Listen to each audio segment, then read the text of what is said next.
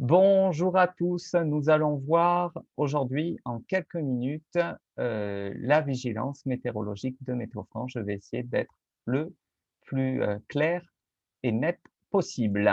Alors, la vigilance météorologique, c'est une procédure nationale d'information en cas de phénomènes météorologiques dangereux prévus par Météo France. Le but, c'est d'attirer l'attention sur les dangers potentiels au niveau départemental d'une situation météorologique et les conséquences possibles qu'il pourrait avoir. La date de sa création, le 1er octobre 2001, fin de l'année 1999, pour la fête de la fin d'année, la France va connaître 2 tempêtes majeures, Lothar et Martin, avec des vents qui seront enregistrés à plus de 190-200 km/h par endroit, qui engendrera énormément de dégâts et de victimes. À noter que ces 2 tempêtes seront nommées également les 2 tempêtes du siècle. Donc maintenant, nous allons voir les pictogrammes, qu'est-ce qui va concerner les vigilances. Donc en 2001, nous avons vent violent, fortes précipitations, orages, neige, verglas, avalanche. En 2004 se rajoutera canicule et grand froid, car en 2003, la France, août 2003, connaîtra un épisode caniculaire sans précédent qui engendrera énormément, des milliers de victimes. Et en 2011, vague submersion, se rajoutera donc à la suite, des submersions meurtrières des côtes charentaises et vendéennes par la tempête Xynthia le 28 février 2010. Et également sur cette même année, donc se rajoutera, le pictogramme inondation qui, est ajouté dans les phénomènes qui est suivi, hein.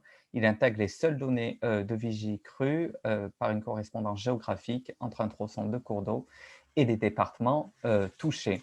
Alors, nous allons voir maintenant les différentes, vigilances.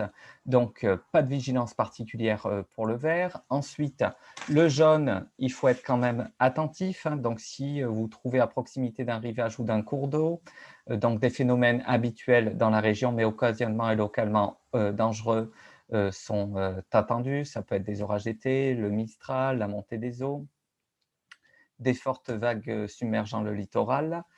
Donc, il faut se tenir au courant de l'évolution. Ensuite, nous avons la vigilance orange, donc des phénomènes dangereux sont prévus, donc se tenir au courant de l'évolution de la situation et suivre les conseils de la sécurité émis par les pouvoirs publics. Et nous avons également donc la vigilance rouge, donc c'est une vigilance absolue qui va s'imposer. Donc des phénomènes dangereux d'intensité exceptionnelle sont prévus, donc se tenir souvent au courant de l'évolution et respecter impérativement les consignes de sécurité émises par les pouvoirs, publics.